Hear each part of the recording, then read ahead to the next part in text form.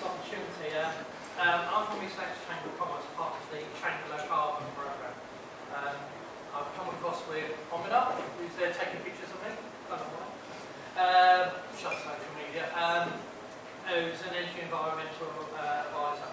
We've been in existence for 5 years now. We were set up under the BPRCVS programme, the European logo, which disappears on Friday. So it's the last presentation I'm doing with that logo. We're moving over to the UK Shared Prosperity Fund. Sorry, is that better?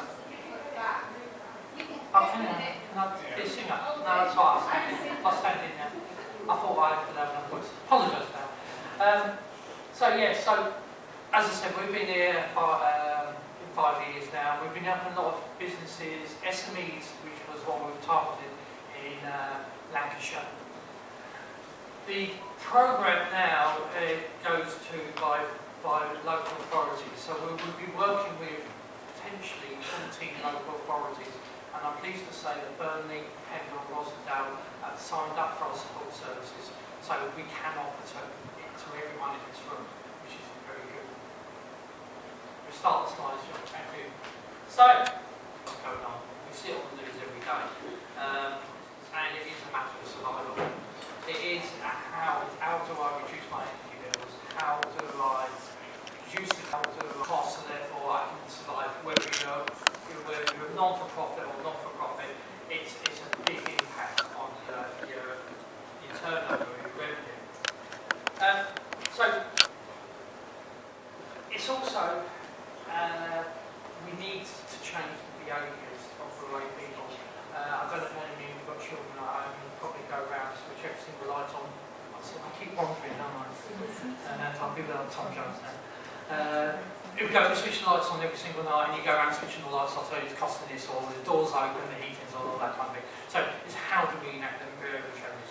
And actually, how do we encourage businesses to look at how they can generate, so therefore they can have an impact on that. So why is it important? Well, it's still your customers, and this is more of a generalist presentation we've done, but your customers may require it.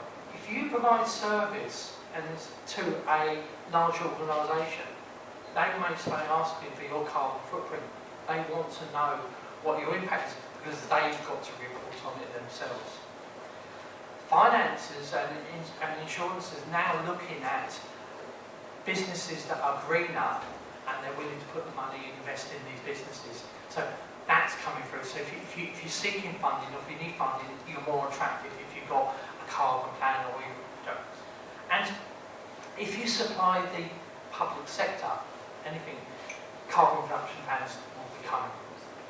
And who says that no one will come up with a carbon taxation? They sort of done it through the electricity bills on the climate change levy. What's to say they don't start looking at businesses and say, this is your carbon footprint, based on this, your size, you should be this, therefore we're going to tax you for this. Not saying it's going to happen, but, you know. Next slide, Sean, please. So, as I said, we're fully funded to support businesses in Lancashire. Under the ERDF, that was quite simple.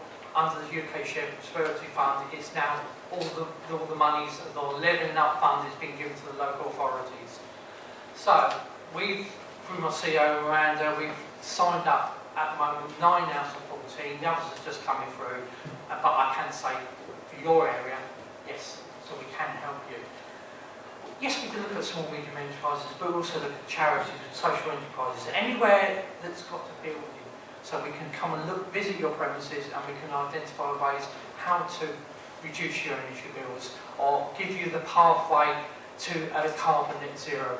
And we won't just look at gas, electricity, water, we will look at the waste.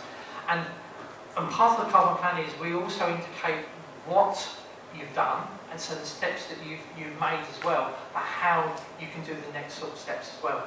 And sort of give you a priority order, because it's about spending any money wisely, because you haven't got, no one's got a lot of it to waste. So yes, it's to reduce your energy bills, it's to increase the efficiency and encourage on-site generation.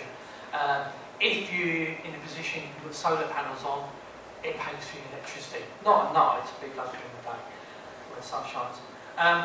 We can help you develop reduction plans to assist government supply chains. So if you're part of a government supply chain or you do anything for the NHS, they're now demanding this of everyone that supplies them. And you might not be a primary supplier, you could be a supplier or someone right down the bottom that said, I want that equipment. And it meets your stakeholders, employers, investors' needs. So if you become more sustainable, you're more likely to attract more funding. And why us? Well, we were actually awarded the World Chambers Congress Climate Change Project of 2021. We didn't enter it this year, actually. I don't think we didn't want to win it twice. It's a bit like the Eurovision Song Contest, isn't it? So, Sean, next one, please. So, what type of support do you use? So, we identify your building's transport, operation, and energy and use and impact. We highlight areas for energy impact and cost reduction.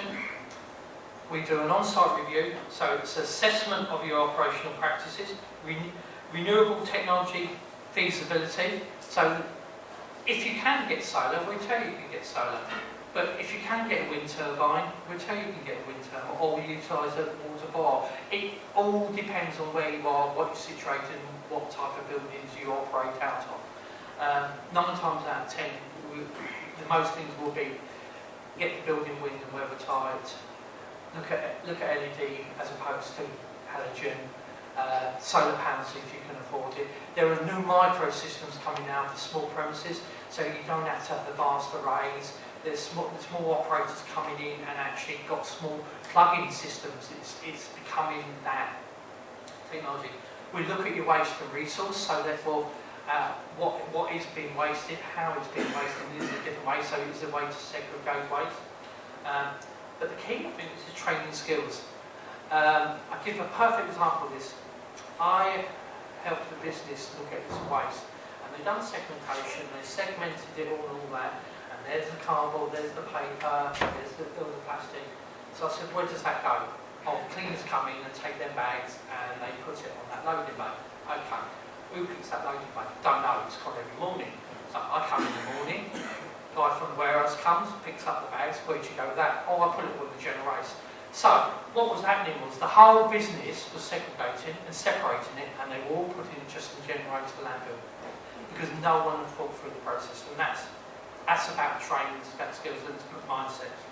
And we do a carbon reduction plan, how to get yours down. We do something else similar, and I've just mentioned earlier, we do a thing called green roads. Some businesses aspire to iOS 14001. We can't accredit, but we can train the business on how to get that. If you're a big supplier, it tends to be for them. I just want to mention. And the only other thing, as I said, this is a general one. We have a separate part of this program that looks at innovation. So if you've got an idea that can reduce carbon, and you may be in the potting shed and you need to get to a prototype, or you need to get to the prototype to market, we can help with that. It's a separate section, but I think most of the support you'll need is around carbon footprints. Now, if it's okay, if anyone wants this kind of support, when you email out all the email addresses, if you want to include my email, I'm trying to look for Carol. Yeah, that's it. If you email our email address, then I'll help and work with any business, get some form filled in, and we can come out and help you with that. Do I take questions now?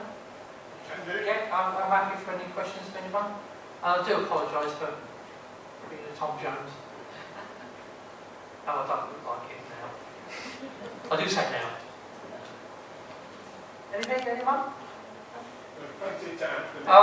Well, I've got to shoot, so that's why I'm supposed to be in a meeting now. Sorry.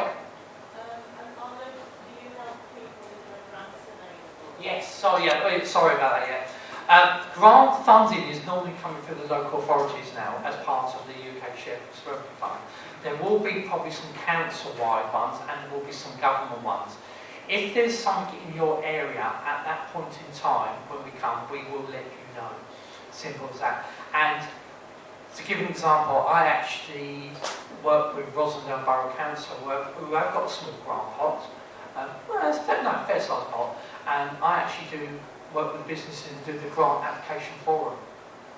And then process that and the council approve it and we do that. So we have helped a lot of community centres in the valley. If you're from Rosendale, you know what that means. Yes, so yes. Quick answer to your question. There isn't a lot about at the moment. It doesn't mean there won't be. Oh, yeah. Is the service you offer free of charge? It comes under called subsidy support. It used to be called de minimis under the European Union. Subsidy support is it's free up to the spend of, I think it's £300,000 you're allowed on a 3-year rolling period, which I've never met one business that get that to that amount.